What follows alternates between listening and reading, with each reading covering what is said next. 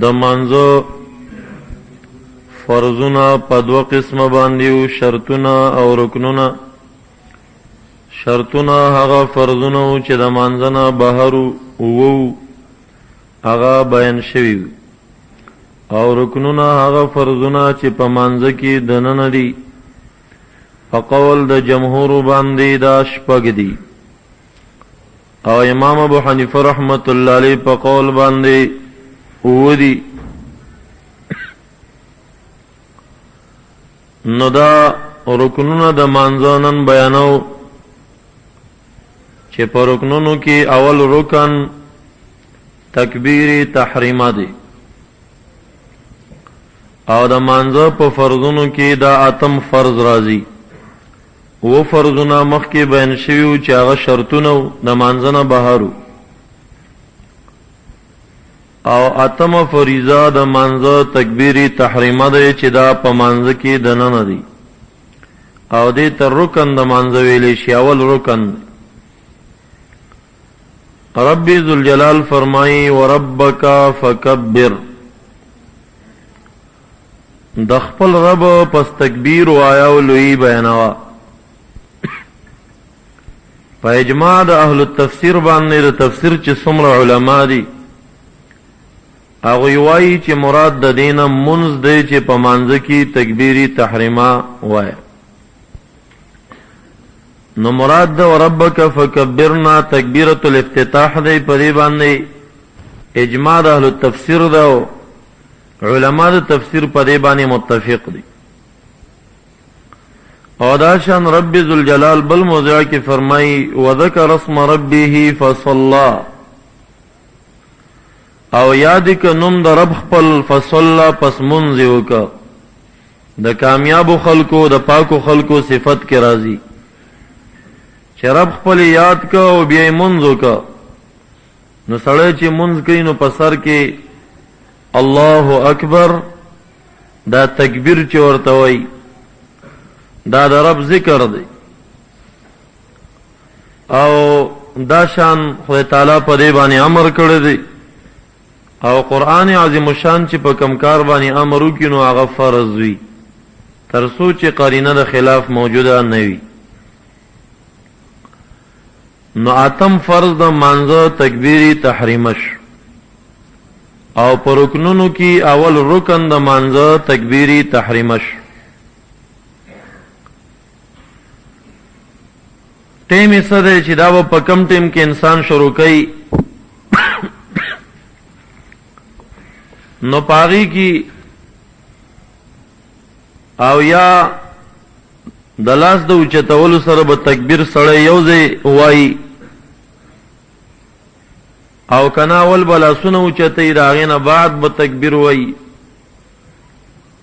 په دې کې زمونږ د مذهب په علماو کې څه ناڅه اختلاف شته، خو فرض به تاسو دومره یاد کړئ چې فرض الله اکبر دغه لفظ دا په منځه ابتدا کې دا فرض، یو رستو چې کم راځي رکوع ته کوزیږي الله اکبر، رکوع نه پورته کېږي خو سمع الله لمن حمیده ده، بیا سجدې ته ځي، سجدې نه پاسې بیا سجدې ته ځي، بیا پاسې. هغې تکبیرونه هغه سنت دي، هغه فرض نه دي. دا اول سر چې په منځه کې انسان شروع کوي او لاسونه غوږونو ته وړي، د دې سره چې د الله اکبر تکبیر ویلی شي دا فرض. د دې تکبیر سره سنت څه دي او د دې سره مستحب څه شی دي؟ نو اوچتول د لاسونو د تکبیر سره دا سنت دي، او بیا د خپلې دواړه لاسونو غټي ګوتې د غوږونو د نرمیو سره برابرول، او په قول د شرح وقایع باندې لګول، دا به مستحب.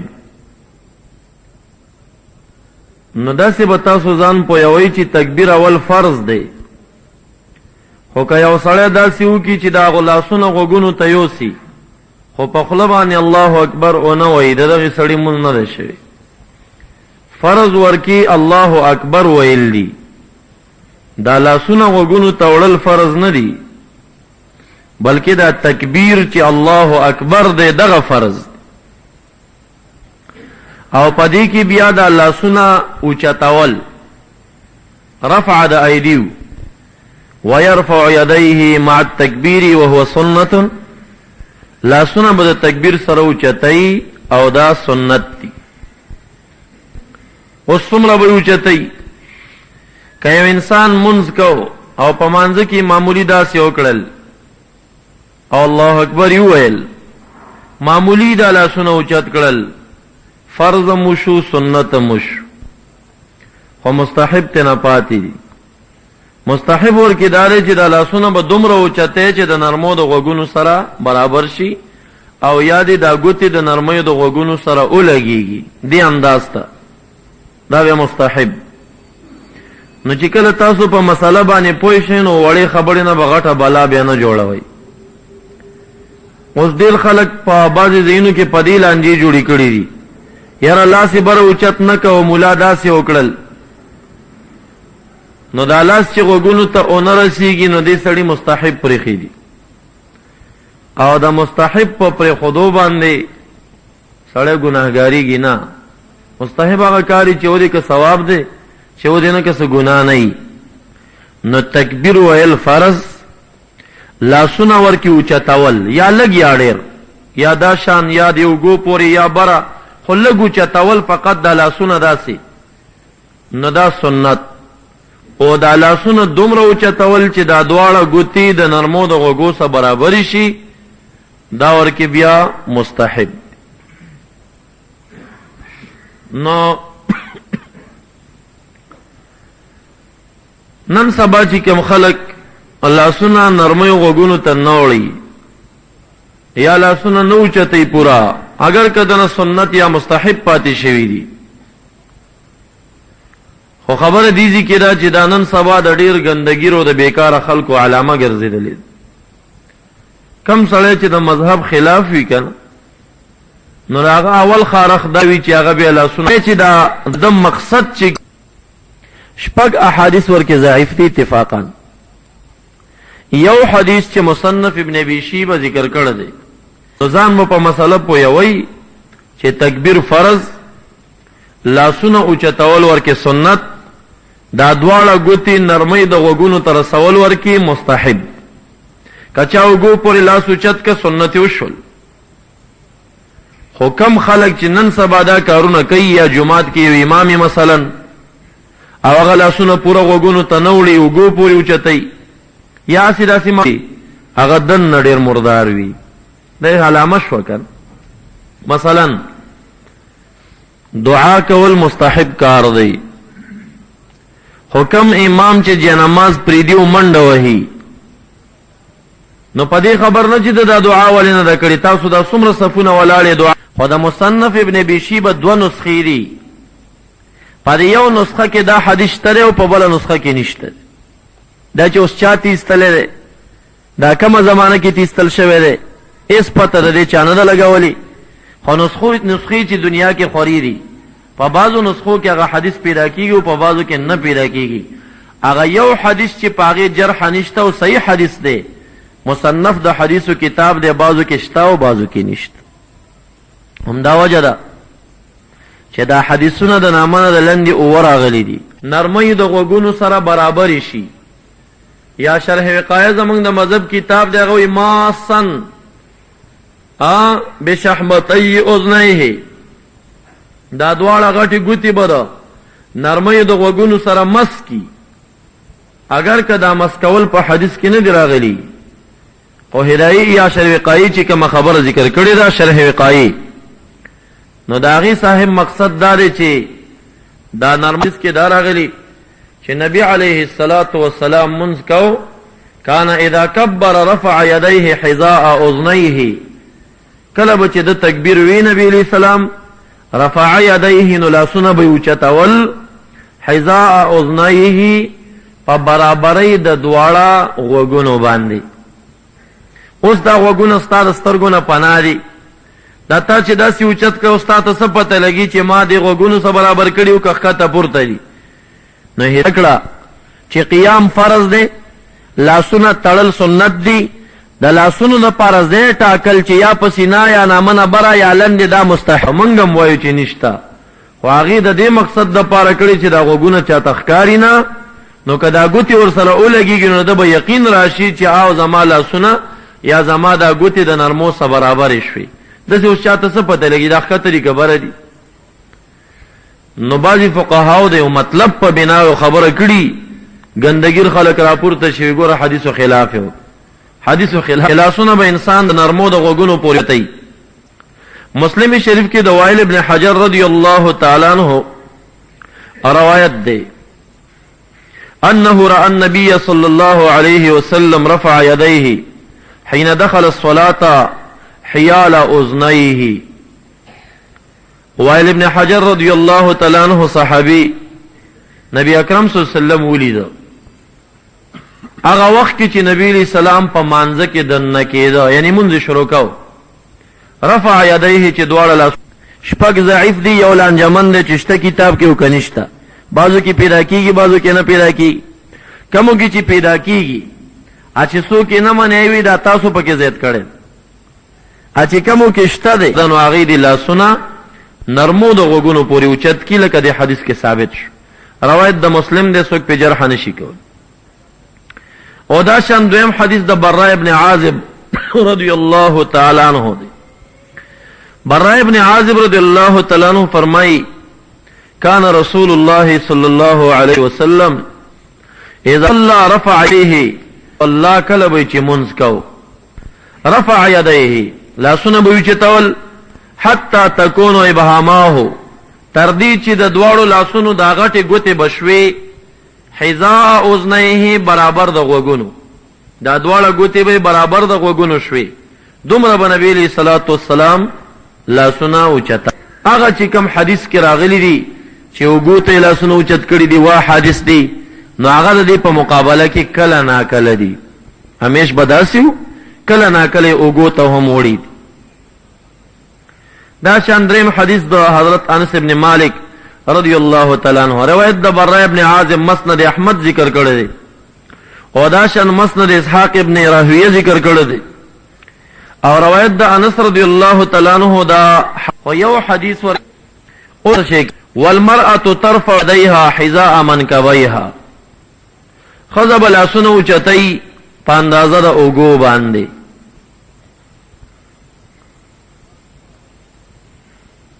فرق د ښځې او د سړي په درمیان کې وکړه. وجه دا ده چې یو خو د مانځه د ښځې او د سړي په درمیان کې په ډېرو اشیاو کې فرق شته. او کم ملا چې د ښځې او د سړي فرق نشته نو هغه چې د فرق نشته ترې عورت ښکاره چې مونځ جناب وایي چې د زنانه چې ښکار بیا هغه ملا چې وایي چې د سړي او د ښځې فرق نشته هغه غریب د حدیثو نه بالکل ناخبره دی. اسی چا ورته شیخ الحدیث ویلی دی او ځان اخیستی خو بعضې نه دی راخیست. همدا وجه ده چې امام مالک رحمت الله علیه هغه مبارک فرمایي چې په مانځه کې ارسال بهتر دی، چې په مانځه کې درېږي نو لاسونه به زوړن نیسي، په هېڅ به یې نه دل تک دی او نه په سینه او نه د نامه نه د بر. وی دا لانجمن دي ټول حادث پکې ضعیف دي، په یو ځای کې به یې نه نیسي. شیګان هم دا رایه لري، شیګان هم وایي چې مانځه کې لاسونه زوړن نیسي. امام مالک رحمت الله علیه وایي چې لندې نیسي زوړن دې نیسي. او غونو پورې چت شوي دي چې ملا صاحب دلته خو غوږونو پورې راغلي که نه وایي او دواړه جایز دي، کله داسې کوه کله هسې کوه. نو دا هغه امیان په شش و پنج کې اچول د دې مقصد دی. او دا څلور مذهبو ته چې موږ حق وایو نو حق هم دغه وجه چې څه دلایل دي. دوی راپورته شي یو خبره د یو مذهب نه راټونګه کي، بل د بل نه راواخلي، بل د بل نه. په دې مسلمانانو باندې هغه خپل منځ وارڅه کې شان دي او هغه یې د مسلمانانو اتفاقي ختمول غواړي. ټول فرمایلی دي والامر فی ذلک واسع، خبره په دې کې پراخه ده چې څوک یې چېرته ږدي هلته دې کېږي. اوس به راشو موږ خپل مذهب ته. یو خو زموږ د مذهب ترجیح په دې کې ده چې په دې کې وا حادث دي، د نامه د پاسه 3 دي، په سینه 5 دي. کثرت دلته دی، ډېر روایت دلته راغلي دي. او دویمه دا ده چې تاسو جواب راکړئ چې نبی علیہ السلام یوازې د نارینه‌و پیغمبرو که د نارینه‌و زنانه‌و د ټولو پیغمبرو؟ په شریکه جواب راکړئ. روایت بیانو دې ته منکر وایي. نو دی منکر الحدیث، او منکر الحدیث چې کوم دی دا یو مشهور جرح ده په رواتو باندې، او نورو جارحین هم په هغه باندې جرح کړي. چې مؤمل ابن اسماعیل چې اول کې ښه حافظ و، آخر عمر ته چې ورسېدو ذهن کمزور ش، او خپل کتابونه په یوه دیره کې دفن کړي. حدیث به د یادو نه ویل نو فیغلطو، اکثر به دی غلطېده، د یادو نه به حدیث خطا کېده به. نور تفصیل مخکې نه کوم، خو 5 روایات چې راغلي 4 په ضعف کې، دویم وایي چې ضعیف دي، خو دا یو حدیث چې کوم دی هغه هم ضعیف دی، او دوی پې زور لګوي چې ضعیف نه دی. خو 5 روایات ورکې راغلي. په سینه باندې لاسونه لاس کېښودل، د نامه نه بره لاس کېښودل چې سینې نه ښکته یي، نامه نه د بره. په هغې کې 3 احادیث راغلي دي، او 3 واړه احادیث ضعیف دي اتفاقا، په هغې کې صحیح حدیث نشته. د نامه نه لاندې لاس کېښودل په دې کې 9 احادیث راغلي دي، زنانو دپاره کړي. او زنانو دپاره زموږ مسله دا ده چې د اوږو پورې لاسونه اوچتوي، ځکه دا یې دپاره استر دي. او کم چې اکثرا د غوږونو دپاره اوچت کړي غوږونو پورې، هغه د نارینهو دپاره د مانځه طریقه شوه. د دې نه سوا د الله اکبر نه بغیر په نورو الفاظو باندې آیا تکبیر کیږي که نه کیږي، دا یو اختلافي مسله ده. الله اجل، الله اعظم، الله الرحمن، یا الرحمن اکبر، یا لا اله الا الله. د دې نه بغیر بعضې د خدای تعالی په نومونو باندې زموږ مذهب کې تکبیر چې کوم دی، چې کومو کې نشته، مونږ هغې ته وایي دا تاسو ته ایستلی دی. نو بس په دې لانجه ده سره. خو 9 احادیث دي د نامه نه لاندې باره کې، 3 احادیث د نامه د پاسه دي، 5 احادیث چې کوم دی په سینه باندې دي. حدیث ټول په ټوله ضعیف دي. یو حدیث د نامه نه د لاندې چې کوم دی قوي دی، خو لانجه په دې کې ده چې هغه بعضې کتاب را منګه او تاسو عادت هم دی، او په دغه باندې منګه بیر ویل په اللهم اغفر لی باندې دا جایز نه دي. یو سړی پاسېږي اللهم اغفر لی، خدای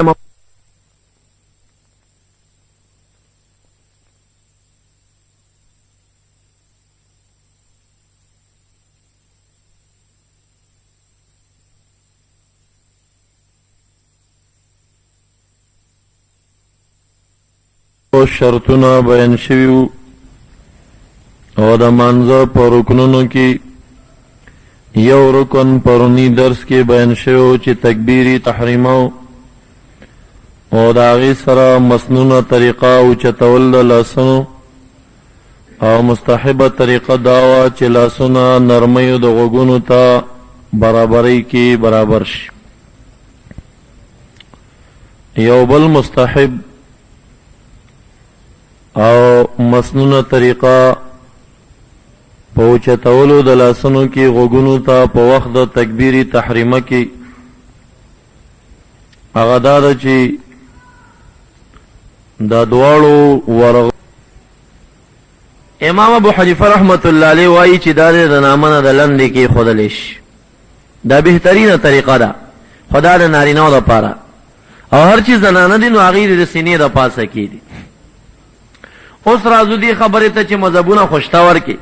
د نامه نه د پاسه مذهب شته دی، او د نامه نه د لاندې مذهب شته، او په زوړه نیولو کې مذهب شته، چې چون کې حدیثو کې لانجه ډیره ده، ضعیفه حدیث دی پاره مسله کې. نه امام ترمذی رحمت الله او دویم رکن مانځه جوړیږي، هغه تاسو یاد کوي قیام فرض دی، قیام ودرېدل په هر رکعت کې چې سړی ولاړ وي دا فرض دی. یو خو عذر دی، نو د عذر په وخت کې منځ قضا کول نشته، په ناسته به منځو کې تا نه خو قیام پاتې شه، خو ته معذوري، لکه اودس فرض و چې ته بیمار وې نو تا تیمم وهه، تا نه هغه فرض پاتې کېدل چې اوبه استعمالو، او په تیمم باندې ستا منځ کېدی شو، نو ضرورت خو جدا مسله ده، خو دا کوم دی دا دا مسله یاد کې هر هغه قیام چې په هغه قیام کې سمسنونه دعا یا ثنا یا څلستل قرأت نوي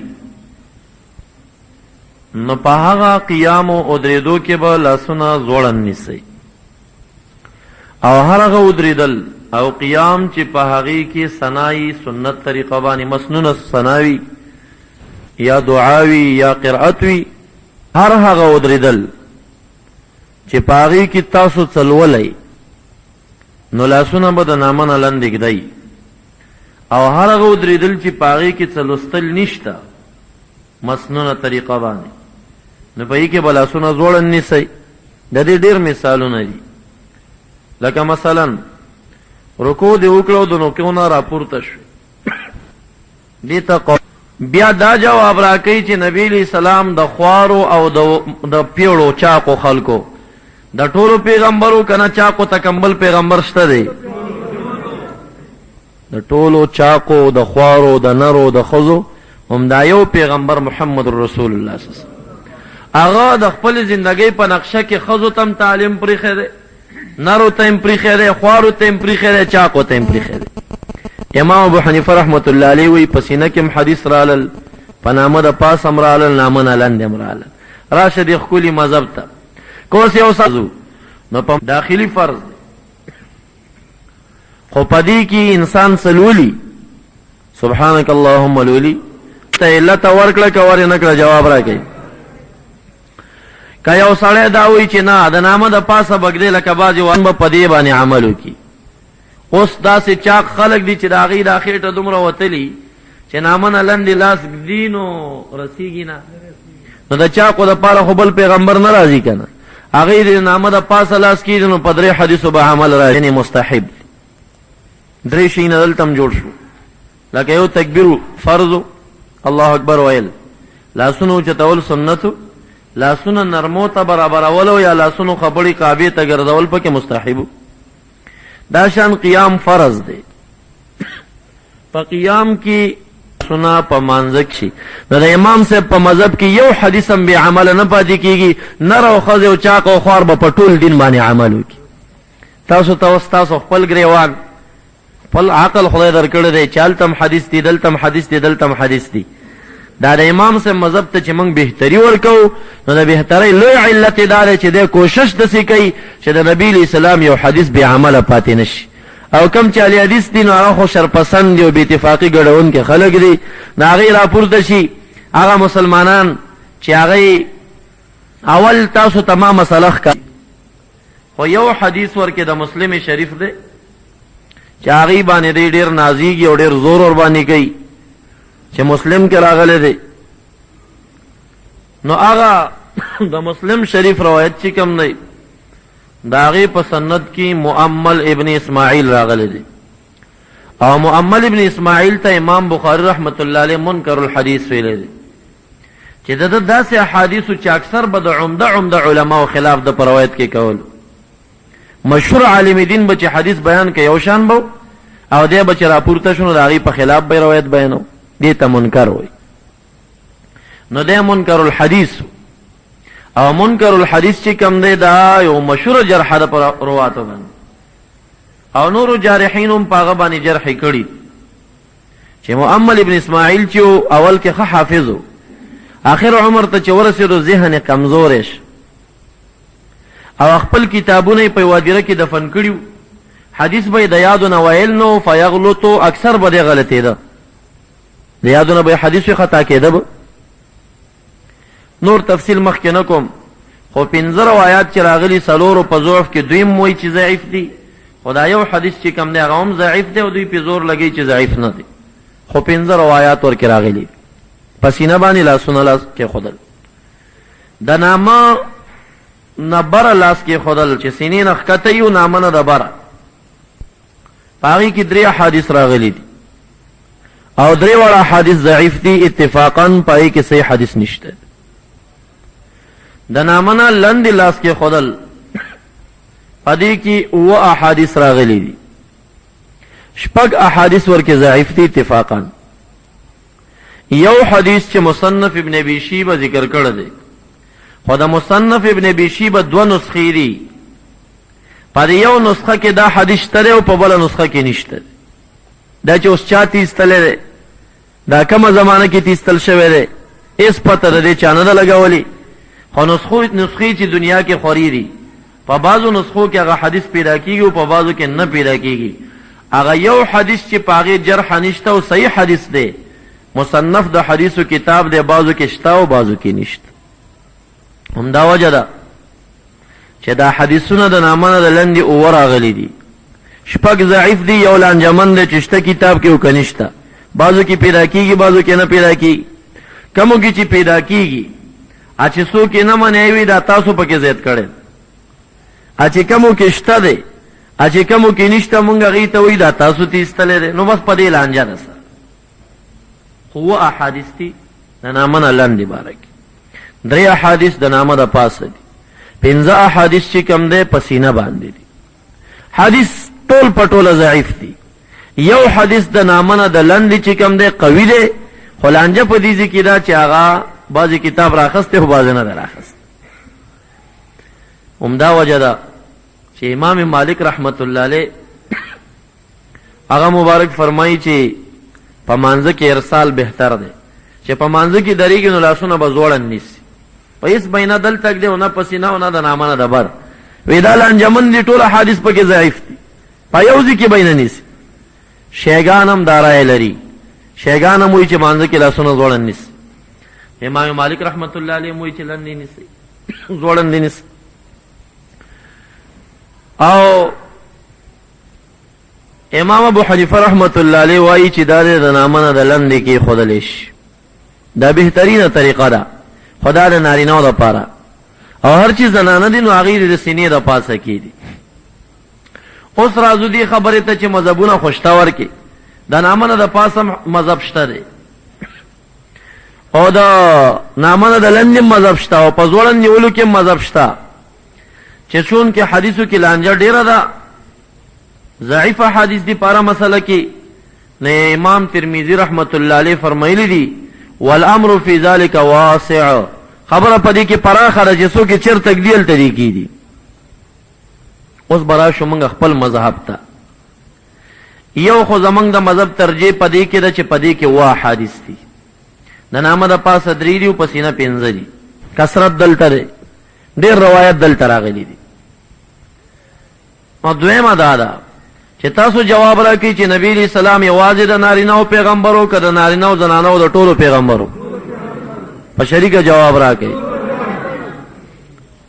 بیا دا جواب راکړئ چې نبی علیہ السلام د خوارو او د پیړو چاقو خلکو د ټولو پیغمبرو که نه چاقو تکمبل پیغمبر شته دی؟ د ټولو چاقو، د خوارو، د نرو، د ښځو هم دا یو پیغمبر محمد رسول الله صلی الله علیه وسلم. هغه د خپل زندګۍ په نقشه کې ښځو ته هم تعلیم پریښی دی، نرو ته هم پریښی دی، خوارو ته هم پریښی دی، چاقو ته هم پریښی دی. امام ابو حنیفه رحمت الله علیه وی په سینه کې هم حدیث رالل، په نامه د پاس هم رالل، نامه نه لندې هم رالل. راشه دې ښکلي مذهب ته. که اوس یو سړی وایي چې نر او ښځې دې په سینه باندې لاسونه ږدي لکه وهابیان، نو 15 حدیثو باندې عمل وکړه. 2 حدیثونه د نامه نه لندې، 3 حدیثونه د نامه نه د بره چې راغلي، نو 10 حدیثو ته علت ورکړه که ورې نه کړه؟ جواب راکړئ. که یو سړی دا وایي چې نه د نامه د پاسه بګدې لکه بعضې وهابیان داسې کوي، د نامه نه لندې نه ږدي، نامه نه د پاسه کي او سینې نه یې ښکته کي، نو په 3 حدیثو یې عمل وکړه. خو 15 حدیث په سینه کې راغلي وو او 2 حدیث چې کوم دی نو په نامه نه لندې راغلي وو، نو 12 حدیثو ته علت ورکړه که ورې نه کړه؟ ورې کړه. راشه زمونږ مذهب ته. امام ابو حنیفه رحمت الله علیه فرمایي چې زنانه د نبی علیہ السلام نیم امت دی. 15 حدیثونه په سینه کې راغلي، زنانه دي په سینه باندې لاسونه کېدي. ولې؟ لأنه استر لها، په سینه باندې لاس کې ښودل د زنانه د پردې دپاره ډېر موافق دی. عام مسلمانان نارینه دي د نامه نه د لندې لاس کېدي، ځکه دا هم نیم امت د نبی علیہ السلام دی که نو دا نیم امتیان به په دې باندې عمل وکړي. اوس داسې چاق خلک دي چې د هغې دا خېټه دومره وتلي چې نامه نه لندې لاس ږدي نو رسیږي نه. نو د چاقو دپاره خو بل پیغمبر نه راځي که نه؟ هغه د نامه د پاسه لاس کیږي نو په 3 حدیثو به عمل راشي. نو د امام صاحب په مذهب کې یو حدیث هم به عمل نه پاتې کیږي، نر او ښځه او چاق او خوار به په ټول دین باندې عمل وکړي. تاسو تاسو خپل ګریوان خپل عقل خدای درکړی دی، چالتم حدیث دی، دلتم حدیث دی، دلتم حدیث دی. دا د امام صاحب مذهب ته چې موږ بهتري ورکو نو د بهترۍ لوی علت دا دی چې دی کوشش داسې کوي چې د نبي علیه السلام یو حدیث بې عمله پاتې نه شي. او کم چې اهل حدیث دي نو هغه خو شرپسند دي او بې اتفاقي ګډونکي خلک دي، د هغې راپورته شي هغه مسلمانان چې هغې اول تاسو ته ما مسله ښکاره کړه چې قیام فرض دی، لاسونه تړل سنت دي، د لاسونو لپاره ځای ټاکل چې یا په سینه یا نامنه بره یا لندې دا مستحب دي. د مستحب معنا څه ده چې کولو ثواب یې په نه کولو کې ګناه نه وي. که یو سړی لاسونه ځوړند ونیسي نو یو مولا هم فتوا نه شي ورکولی چې مونځ نه کېږي، مونځ کېږي. دا د امام مالک صاحب مذهب دی. صرف یو مستحب تېنه پاتې شوي دي، صرف یو مستحب تېنه پاتې شوي، او د مستحب په پاتې کېدو خو مونځ خرابېږي نه. اوس یو سړی نوی مولا راځي او زما د مسلمانانو په منځ کې بې اتفاقي ګډوي، صرف د دې یو مستحب د پاره هغه ته وایي چې بس نامنه لاندې لاس مږده او په سینه باندې ږده او د دین ورته دین جوړه یامیانو سخت مستحب خبره وه. که ما بیخي اډو نیولی نه وي او داسې مې زوړند نیولی وې نو هم زما مونځ کېده، دا خو دومره ضروري خبره نه وه. امیانو ته یې دومره جنګ په کور کې ور واچو چې هغه یو بل ته کافر وایي چې ته کافر ځکه چې په سینه دې لاس ایښی دی، هغه ده ته کافر وایي ته کافر ځکه چې تا خو نامنه لاندې لاس ایښ. نو دا د وابیانو شرپسندو خلکو مقصد د مسلمانانو کور جنگی او بې اتفاقي راوستل دي. کنې دا دومره خبره نه ده. دا اختلاف خو مذاهب هم کړی و. امام شافعي صاحب رحمت الله علیه وایي نامنه به بره لاس ږدي، امام مالک صاحب وایي زوړند به یې نیسي، امام ابو حنیفه رحمت الله علیه وایي نامنه لندې به یې ږدي. په ټولو کې مذهبونه دي، خو دا خبره چې اوس یو مسلمان پوهې پوره نه هغه خپل حدیث ورته وایي چې ګوره 3 حدیث راغله، هغه و حدیث ورته بیا نه بیانوي چې نامنه لندې راغلي، 15 حدیث چې په سینه راغلي بیا نه بیانوي ورته. دا شان د غلام حضرت مولا غونې ټول ورته بیان کا چې 15 په سینه راغلي، 9 د نامنه لندې راغلي، 3 چې کم دی د نامه د پاسه راغلي. امیان به پوه شي، چې پوه شو بیا ورته پوره تفصیل وکړه چې زنانهو په سینې باندې هغې باندې عمل وکړو، نارینهو د نامنه لندې باندې عمل وکړو. چا خلک چې نامنه لندې لاس رسیږي نه خېټی غټی هغې د نامه د پاسه عمل وکړه. ټول امت په ټول دین باندې عمل وکړه. څومره ښکلی مذهب دی، ووایه ښکلی دی که نه دی؟ د امام ابو حنیفه رحمت الله علیه مذهب کې څوک هم درته شک پیدا نه کی. دا خو داسې تاسو ته تفصیل نه کوم ګینې چې بیا په دې دلایل ګوره یو خدا ده چې دا قیام څه دپاره دی او بیا په قیام کې دا لاسونه نیول څه دپاره دی. د دې مقصد تعظیم دی. سړی خدای ته ودرېږي، تعظیم د خدای عزت او تعظیم کول دي. اوس تاسو سوچ وکئ چې یو سړی داسې ولاړ خدای تعالی ته ما شکل ته ګورئ، زه یو مشر سړی یم او ته زما په مخ کې داسې ودرېږه نو ته خو ما پورې خنداګانې کې دا خنده نه وي، دا تعظیم. سوچ وکئ خبرې ته. بعضې خلک بیا لا پکې یو دروغ و ضعیف روایت پیش کوي چې حضرت علي صاحب مبارک و اما بنعمت ربک فحدث د دې ترجمه داسې کړې ده نه چې رب ذوالجلال فرمایي انا اعطیناک الکوثر فصل لربک وانحر. فصل لربک وانحر ترجمه دا ده چې یا رسول الله صلی الله علیه وسلم رب خپل ته منځونه کوه، وانحر او قربانی کوه، د اختر منځ کوه، نور منځونه کوه او قربانی کوه. دا مقصد دی. دوی څه ترجمه کوي؟ دوی وایي نه معنا دا ده فصل لربک منځ کوه رب خپل ته، او وانحر معنا دا ده چې وضع یدک عند نحرک لاسونه په مانځه کې د علالۍ په ځای کې ږده. نو علالۍ ځای نحر علالۍ ته وایي د علالۍ په ځای کې ږده نو مونځ داسې کوه. دا بعضې وابیان بیا دلته ستوني کې لاس کېږي نو په هغې کې بیا یو حدیث هم نشته دی. په سینه کې خو لا 15 روایات دي خو په ستوني کې چې دا بعضې وابیان ږدي په دې کې یو حدیث هم نشته. بیا وایي دا حضرت علي صاحب دا ترجمه کړې ده یا ابن عباس صاحب کړې ده. علامه قرطبي په تفسیر کې د دې صورت په شرحه کې ویلي دي چې دا محض افترا ده او دا چې کوم دی نسبت حضرت علي صاحب ابن عباس صاحب ته کذب دی، دا چا ځان نه تپلي ورباندې ضعیف روایات راخلی او چغې وهي چې موږ ضعیف نه منو په ضعیفو عمل نه کوو. خو بهرحال دا ودرېدلو کې لاسونه تړل د تعظیم دپاره دي. تاسو فکر وکئ ګوره چې د نامنه انسان لاندې لاس کیدي نو د دا دواړه ولي به خپله ورپسې راکوب شي. شیخ صاحب ته ودرېږه لږ ته یو ځل په ستوني کې لاس کېږده بره ستوني کې کېږده بره ستوني کې کېږده نحر کېږده بعضې وابیانې په نحر کې ږدي دا اوس ورته وګوره دا د تعظیم ودرېدل دي تاسو ته خدای عقل درکړی جواب راکړئ دا تعظیم دی اوس یې بیا بېرته په سینه باندې کېده دا شو زنانو دپاره چونکې حدیث ورکې راغلی دي او د هغې د پردې دپاره ډېر موافق دی نو په کار ده چې داسې کېښودلی شي اوس یې د نامه نه بره که دا شو اوس یې د نامه نه لندې که ولې پسې را کوز شو که کوز نه شو عاجزۍ طریقه ده که نه ده ډانچه چې کم دی د امام صاحب په مذهب چې څوک مونځ کوي نو دا شکل او ډانچه به عاجزۍ ته جوړېږي او دا قیام کې ودرېدل او لاسونه تړل دا دي د عاجزۍ دپاره چې خدای تعظیم وشي او خدای ته عاجزۍ په شکل سړی ودرېږي د امام ابو حنیفه رحمت الله علیه مذهب کې بهتري په دې وجه باندې ده نو عرض مې دا کوو چې قیام فرض په قیام کې لاسونه تړل سنت د لاسونو د تړلو دپاره ځای ټاکل چې سینه باندې یا نامه نه بره یا لندې دور کې مستحب دي نو نارینه به د نامه نه لندې لاس ږدي او زنانه به د سینه باندې لاس ږدي او عام کم چې داسې خلک چې نامه نه لندې لاس نه رسېږي یا چاق وي ډېر که هغوی د نامه د پاسه کېږدي نو ښه خبره ده حدیث ورکې شته دي په دې کې د امام صاحب د مذهب هغه بهتري مې تاسو ته صرف وښوده باقي په دې کې علمي مسایل باندې ما مستقل کیسټې بیانات کړي دي هغه د شیخین حضرات ځان ته پیدا کی مستقل په دې باندې پوره دلایل او دا واړه روایت مې ذکر کړي هغه 15 روایت مې ذکر کړي هغه 3 مې ذکر کړي په هغې کې چې کم ضعیف دي ضعیف مې ښودلي دي او چې کم پکې قوي دي قوي خبرې مې ورکې کړي دي ټول تفصیل په هغې کې ذکر شوی دی نو دا قیام چې دی فرض د هغې نه بعد په دې قیام کې چې کله قیام ته وکړي نو یو سنت ورکې دا شو چې لاسونه به تړي مستحب ورکې دا شو چې نامه نه به یې لندې کېږي نارینه دپاره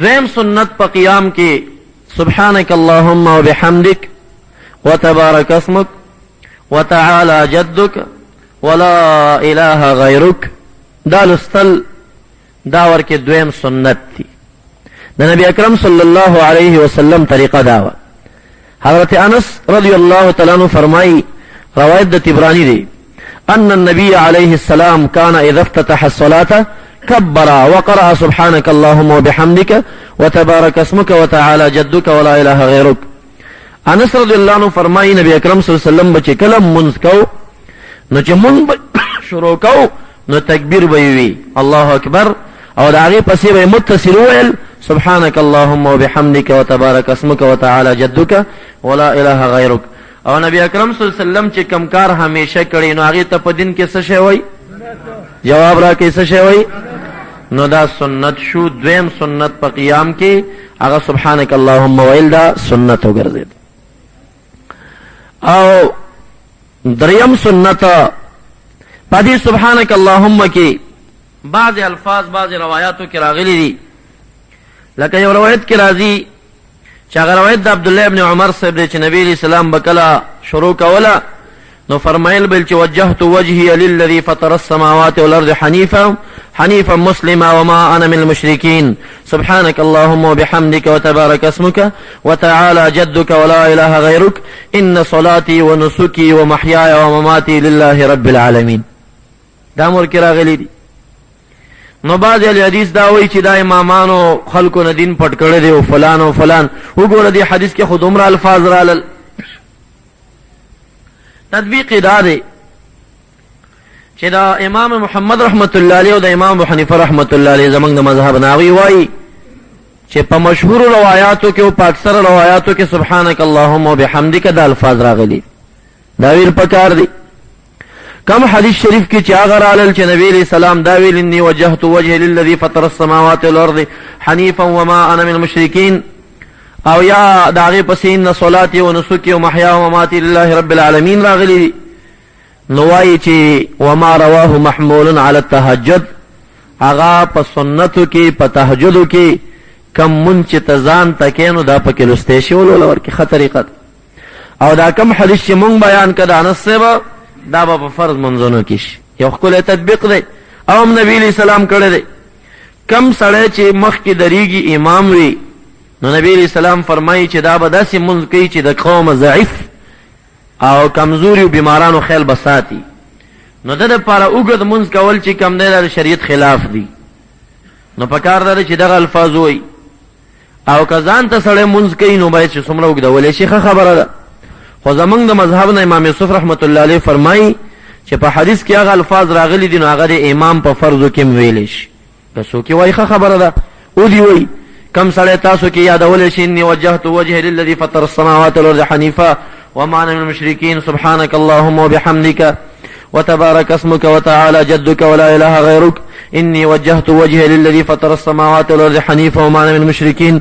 که څوک یادولی شي ودي وایي څه خلاف نشته. زمونږ د مذهب امام یوسف رحمت الله علیه په قول کړي حدیث کې هم ثابت. خو خپل امام صاحب وایي چې هغه په تهجد کې ویل پکار دی، په سنن او په نفلو کې، او دا کوم چې موږ مشهور ده سنا دا په فرضو کې ویل پکار. د دینه بعد دریم سنت په قیام کې واستعیذ بالله من الشیطان الرجیم، اعوذ بالله من الشیطان الرجیم ویل دی. که یو سړی وایي چې استعیذ بالله من الشیطان الرجیم هم صحیح ده، زه پناه غواړم. که یو سړی وایي چې اعوذ بالله من الشیطان الرجیم هم صحیح ده، دا هم ثابت. دا دریم سنت دی په قیام کې. قیام فرضو، لاسونه تړل سنت، سبحانك اللهم تر لا اله غیرک ویل پر سنت، او اعوذ بالله من الشیطان الرجیم دا چې کوم دی ورکې دریم سنت شو. او خودمره مسله شته چې دا اعوذ بالله من الشیطان الرجیم چې کوم دی، اعوذ بالله من الشیطان الرجیم دا سنت دی. خدا امام ابو حنیفه رحمت الله علیه فرمایي چې دا تابع د قرائت دی، دا تابع د قرائت دی. په دې اوس فقها پوهیږي په دا تابع د قرائت په دې معنا چې کوم سړي باندې قرائت په مانځ کې وي نو هغه سړی به په مانځ کې اعوذ بالله من الشیطان الرجیم بسم الله الرحمن الرحیم وایي. په کوم سړي باندې چې په مانځ کې قرائت نه وي نو هغه سړی به دا نه وایي. نو لہذا یو سړی امام پسې ودرېد او ټول مونځ راټینګ که، دې ته مقتدي وایي. نو مقتدي چې کوم دی دا به اعوذ بالله من الشیطان الرجیم نه وایي، ځکه دی فاتحه نه وایي، دی تلاوت نه وایي. ابه رستو راشي چې په مقتدي باندې دا نشته دی نو د لپاره اعوذ بالله من الشیطان الرجیم هم نشته دی، بسم الله الرحمن الرحیم هم نه وایي. کم سړی چې مسبوق دی، مسبوق هغه چاته وایي چې ځنه یو رکعت دوه رکعت درې رکعته تلي دي، څه حصه د مانځه یو رکعت نیم ته تللی دی. هغه سړی چې کله واپس هغه یو رکعت ته تللی بیا راګرځي، امام سلام وګرځي او دی پاسېږي، نو هغه به اعوذ بالله من الشیطان الرجیم وایي، بسم الله الرحمن الرحیم به وایي، الحمد به وایي، او قرأت او ډک هغه رکعت به خپل کوي. ولې په هغه قرأت شته که نه، چې کم سړي باندې قرأت وي نو هغه به اعوذ بالله وایي، چې کم سړي باندې نه وي نو هغه به اعوذ بالله نه وایي. همدا وجه ده چې د اختر په تکبیرونو کې به اعوذ بالله د تکبیرونو نه رستو کې سبحانك اللهم لا اله غیرک چې اخلاص که امام تکبیرونو وکړي تب هم تکبیرونو وکړي. نو امام ته پکار دي چې د اعوذ بالله د تکبیرونو نه مخکې نه کړي، بلکې چې تکبیرونه یې کله وکړل بیا اعوذ بالله من الشیطان الرجیم بسم الله الرحمن الرحیم بیا فاتحه شروع کړي، ځکه دا تابع د قرأت دي. نو قرأت پسې یو ځای کولی پکار دي، د تکبیرونو نه مخکې ویلې نه دي پکار. نو دې باریکیو ته دا د فقهاو ذهن رسیږي چې هغوی دې ته سوچ کړی چې دا خو د قرآن د لوستو دپاره دي،